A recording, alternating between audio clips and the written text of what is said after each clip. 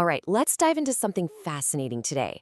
We're going to crack open a 2,500-year-old military paradox from Sun Tzu's The Art of War that actually solves a pretty big modern mystery. What if I told you that sometimes the strongest attack is actually a retreat? It's a wild idea that flips what we think we know about victory right on its head. Let's get into it. Okay, so picture this. You're in the middle of a huge war. Your army is on an absolute roll, you're pushing the enemy back, and it feels like nothing can stop you. Victory is right there. You can almost taste it. And then, out of nowhere, your commander gives the craziest order you can imagine. Fall back. Retreat. It sounds completely insane, right? Military madness? But here's the thing. This isn't just a hypothetical. This exact thing really happened during the Korean War, and understanding why is the key to everything we're talking about today.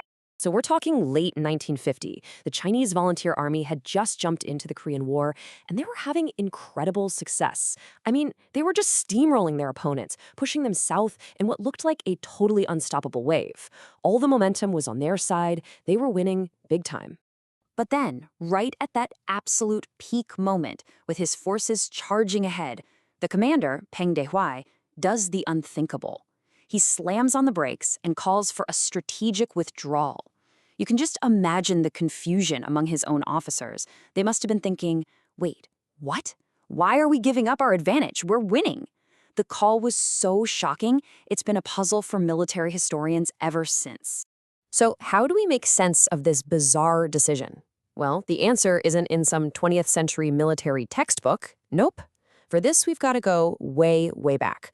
2,500 years, to the legendary strategist himself, Sun Tzu.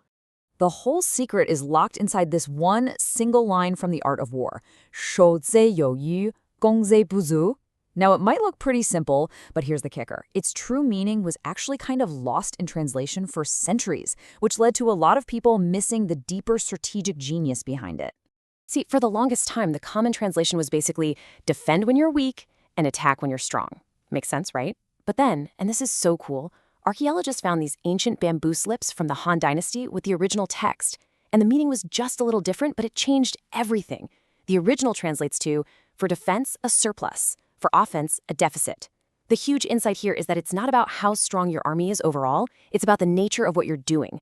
The act of defending actually creates a surplus of strength, while the act of attacking creates a deficit. So a surplus for defense, a deficit for offense. What on earth does that actually mean? How can the very same army be strong one minute and weak the next? Let's unpack the logic here, because it's brilliant. The core idea is that defense is just, well, it's a more efficient and powerful way to fight. Sun Tzu is basically saying, look, let's say you have 100,000 soldiers. That force might be more than enough to defend a position. It's a surplus. But that exact same 100,000 strong army, it could be dangerously weak, a deficit, if it's trying to attack something. The number of soldiers hasn't changed, but their mission fundamentally changes how effective they are. And that changes the whole ballgame. And here's exactly why defense has this built-in advantage. I mean, look at this list. When you're defending, it's like having home field advantage. Your supply lines are short and secure. It's way easier to get reinforcements. Your troops know the terrain, they're rested, while the attacker is exhausted just from getting to you. You even get the moral high ground. The attacker, on the other hand, is fighting an uphill battle against all of this.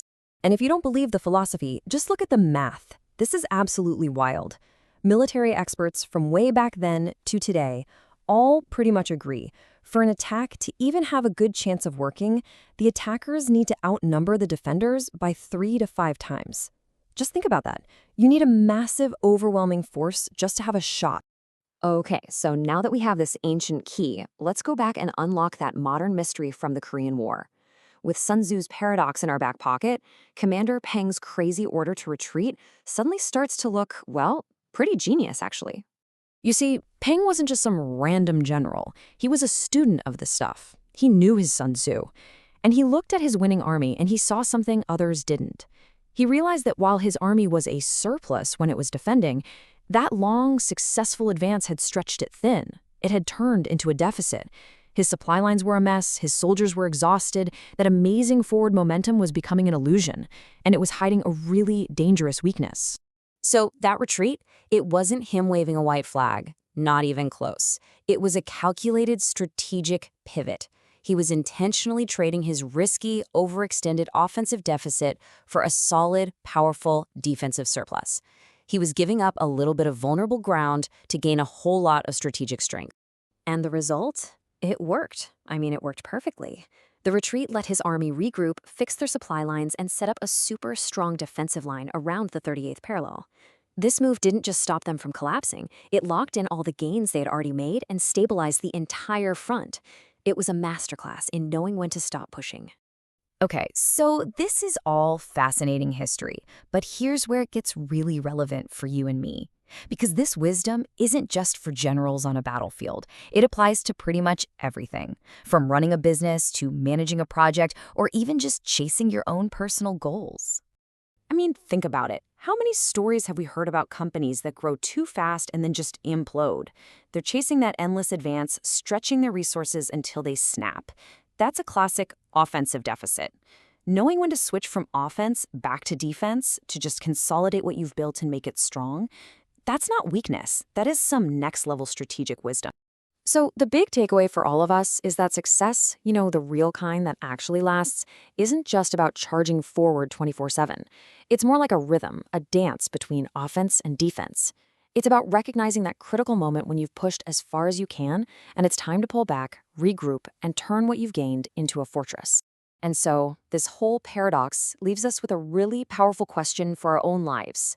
We're always told to attack when you're strong, to strike while the iron's hot.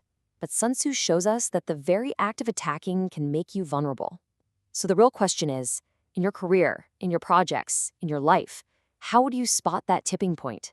When does your triumphant advance start to turn into a deficit? And when is that right moment to stop pushing and start building your fortress?